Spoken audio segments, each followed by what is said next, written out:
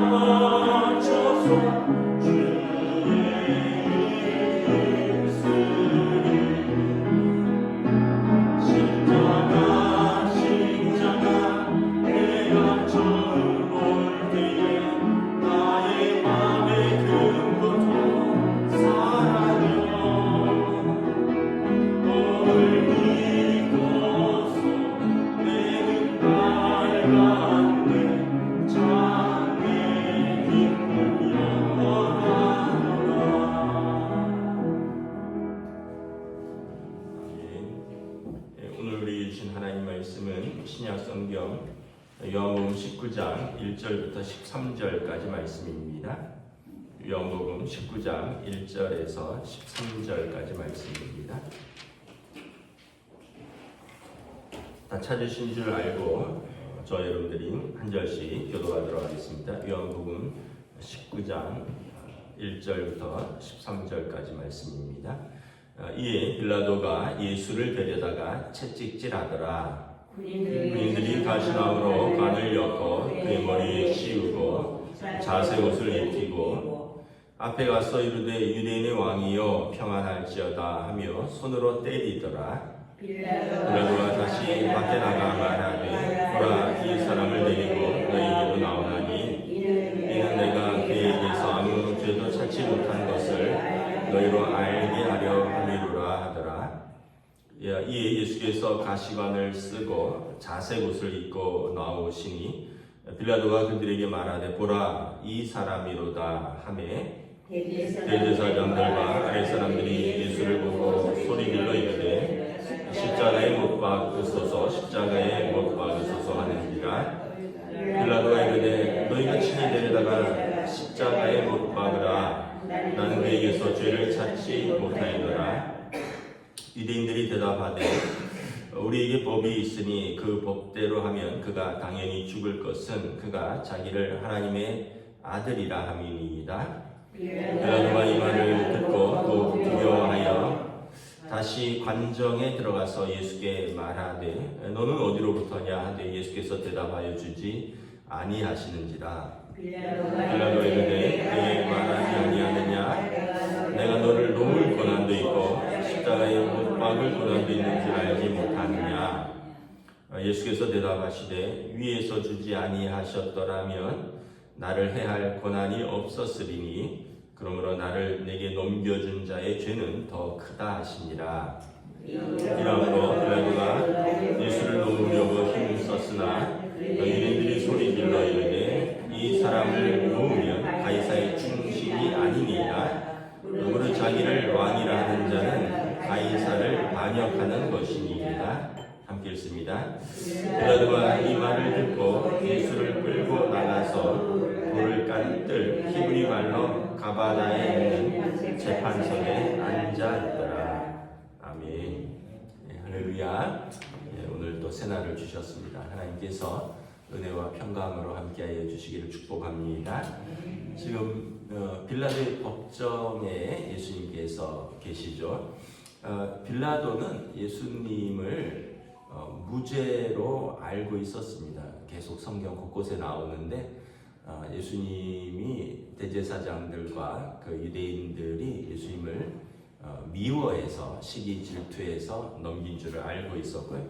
그래서 1절에 보면 그냥 예수님을 좀 때려서 이제 쉽게 얘기하면 태형으로 좀 때려서 놓으면 이 사람들의 분이 좀 풀리지 않을까, 꼭 죽일 필요까지는 없지 않겠느냐, 이런 생각을 가지고 있었던 것 같습니다. 그래서 1절에 보면 예수를 데려다가 채찍질하고요.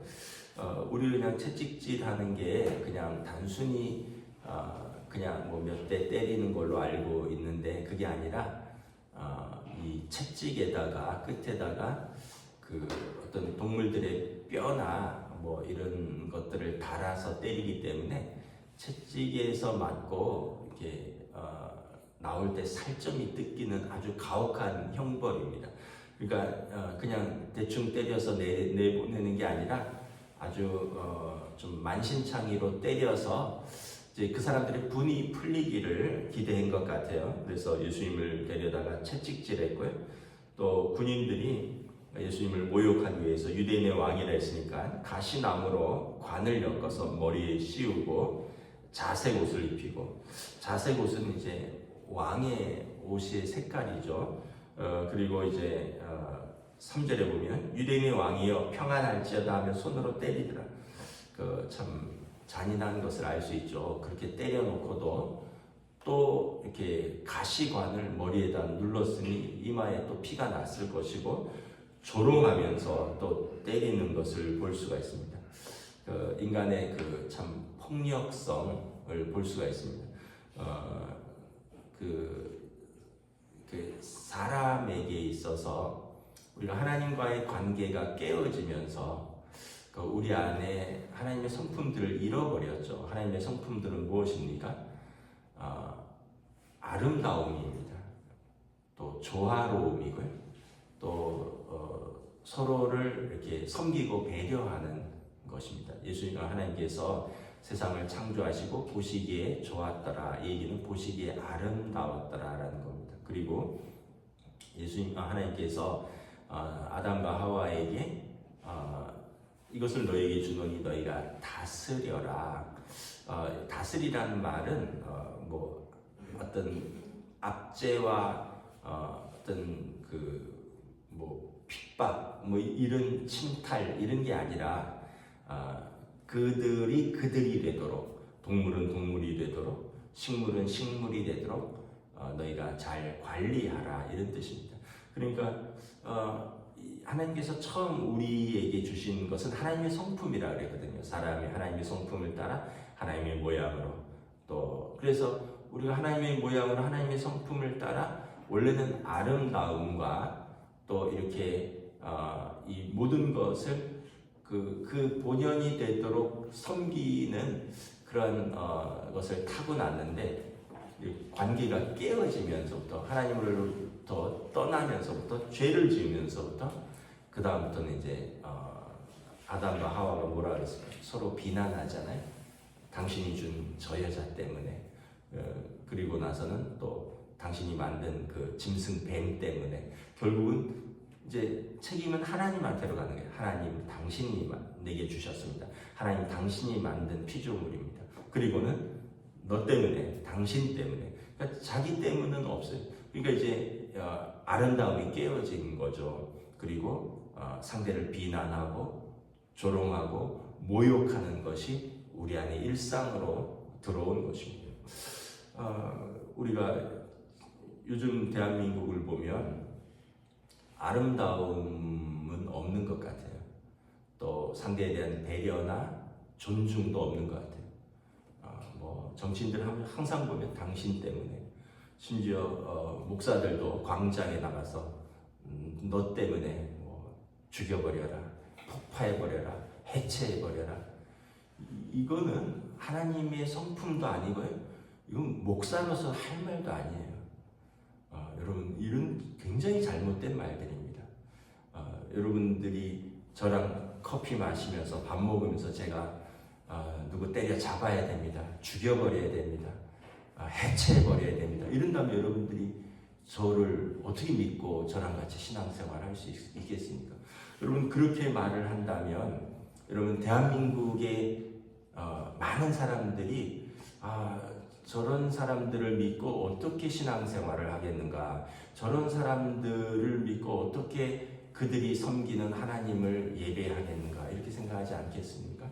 근데 지금 이것이 빌라도의 법정에서 유대인들과 대제사장들과 또 로마 군병들에 의해서 이렇게 벌어지고 있는 것을 보게 됩니다. 그러니까 이것은 거의 죄의 향연이고 그리고 하나님과 완전히 떨어져 있다는 것을 보여주는 것입니다. 결국 이제 빌라도는 4절에 보면 예수님에 대해서 죄를 찾지 못했다라는 거예요. 그리고 5절에 보면 만신창이가 되신 예수님을 끌고 나와서 사람들에게 말합니다. 보라, 이 사람이다. 지금 이렇게 처참하게 되었다라는 거예요. 그런데 6절에 보면 대제사장들과 그 아랫사람들이 예수를 보고 소리질러 이르되 십자가에 못 박으소서, 십자가에 못 박으소서. 죽이라는 거예요. 죽여버려 이런 거예요. 오늘날하고 이렇게 좀 매칭되지 않나요? 상대방을 죽여버려 내가 미워하니까 죽여버려. 이것이 우리의 죄성이라는 것이죠. 이사야서 53장에 보면 그는 멸시를 받아 사람들에게 버림받았으며 간고를 많이 겪었으며 질고를 아는 자라. 사람들이 그에게서 얼굴을 가린 것이 멸시하였고 우리도 그를 귀히 여기지 아니하였도다. 그는 실로 우리의 질고를 지고 우리의 슬픔을 당하였거늘 우리는 생각하기를 그는 징벌을 받아 하나님께 맞으며 고난을 당한다 하였노라. 그가 찔림은 우리의 허물 때문이요 그가 상함은 우리의 죄악 때문이라. 그가 징계를 받음으로 우리는 평화를 누리고 그가 채찍에 맞음으로 우리는 나음을 받았도다. 우리는 다 양 같아서 그릇 행하여 각기 제 길로 갔거늘 여호와께서는 우리 모두의 죄악을 그에게 담당시키셨도다. 예수님께서 이렇게 두들겨 맞고 모욕당하고 이런 것은 예수님의 죄 때문이 아니라 우리 죄 때문이라는 거죠. 우리가 맞을 죄, 우리가 죽을 죄를 예수님이 친히 담당하셨다는 거예요.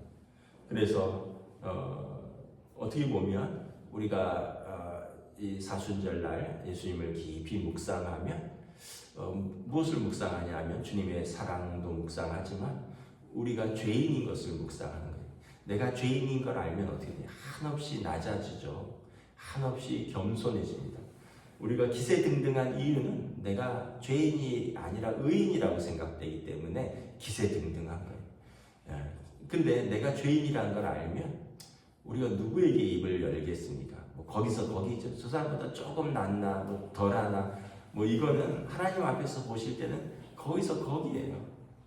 그런데 우리는 그냥 상대적으로 비교하면서 또는 내가 의인이라고 생각하고 하물며 하나님의 아들에게도 저를 십자가에 못 박으라고 소리치는 이 종교인들의 모습을 봅니다. 6절에 보면 십자가에서 못 박으소서, 십자가에 못 박으소서. 그 빌라도가 너희가 친히 데려다가 십자가에 못 박아라. 나는 그에게서 죄를 찾지 못하겠노라. 이방인이 야 너네 그렇게 미워하면 너네가 죽여라. 나는 그에게서 죄를 찾지 못하겠다. 근데 7절에 유대인들이 뭐랍니다. 우리의 법대로는 그는 죽어 마땅하다. 하나님의 아들이라고 참칭했다는 거예요. 신성모독이라는 거예요. 그런데 우리가 로마 식민진이 사람을 사형시키는 권한은 당신들에게 있지 않느냐. 우리 법으로는 이미 사형을 언도했다는 거예요. 그래서 빌라도가 두려워하는데 두 가지를 두려워합니다. 첫째는 이 말을 듣고 더욱 두려워하여 하나님의 아들이라는 이야기를 듣고 두려워합니다. 그래서 예수께 묻습니다. 너는 어디로부터냐? 너의 권세가 하늘로부터냐? 땅으로부터냐? 너는 어디로부터 왔느냐? 예수님에 대한 그 두려움을 느끼는 거죠.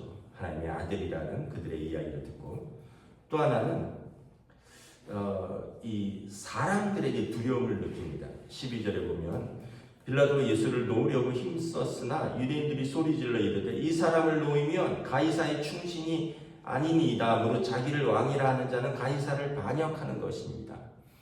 예수님을 놓아주고자 했는데 그러면 이제 유대인의 왕을 놔주면 역적을 놔주는 거 아니냐. 그러면 가이사 로마 황제거든요. 황제에 반역하는 거 아니냐. 그러니까 이제 자기의 어떤 자리 또 군중들의 위협에 두려움을 느낍니다. 결국은 이제 그 두려움이 그로 하여금 이제 예수님을 십자가에 못 박도록 내어주는 것이죠. 사실은 빌라도에게 만약에 용기가 있었다면 예수님을 무죄방명하고 꼭 자기가 아니더라도 예수님은 누군가가 또 십자가에 못 박을 건데 자기 양심을 따라서 그가 하나님을 두려워할 때는 그가 무죄방면하고 그 자리에 총독의 자리에서 내려오는 것이 오히려 나았을 수도 있습니다. 이 일 이후에 빌라도는 총독에서 파면되었어요. 역사에 의하면 왜냐하면 유대의 그런 폭동에 대해서 잘 대처하지 못했다. 어차피 빌라도는 파면되었습니다. 그리고 빌라도는 무죄한 자를 십자가에 못 박았다. 그가 하나님의 아들일지도 모른다라는 두려움에 죄책감에 그가 정신병에 걸렸다라고 역사가들은 기록하고 있습니다. 결국 그런데 거기에 더해서 성경에 우리의 신앙 고백에 본디오 빌라도에게 고난을 받으사 결국 빌라도는 자기 자리도 지키지 못했고 자기 영혼도 지키지 못했다라는 것을 보여주는 것이죠.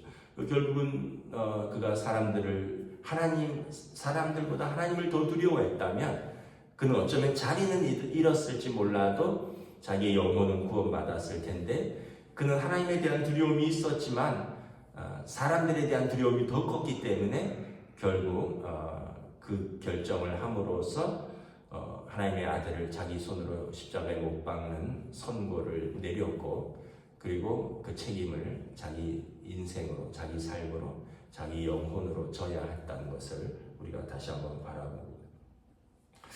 우리가 오늘 말씀을 통해서 다시 한번 깨닫는 것은 예수님께서 여기에 대해서 8절에 보면 빌라도가 계속 묻는데 예수님이 크게 별로 대답해 주지 않습니다. 크게 말씀하지 않습니다.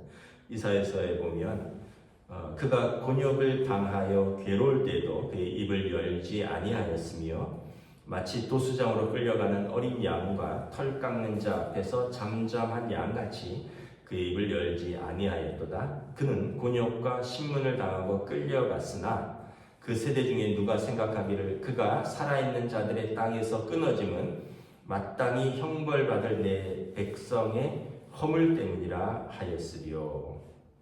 그는 강포를 행하지 아니하였고 그의 입에 거짓이 없었으나 그의 무덤이 악인들과 함께 있었노라. 그래서 우리가 예수님께서 우리는 이렇게 좀만 억울하면 입을 열어서 억울하다고 또는 저 사람이 잘못했다고 하는데 예수님은 입을 꾹 닫고 우리의 모든 죄악과 또 우리의 모든 허물을 다 안고 가셨습니다.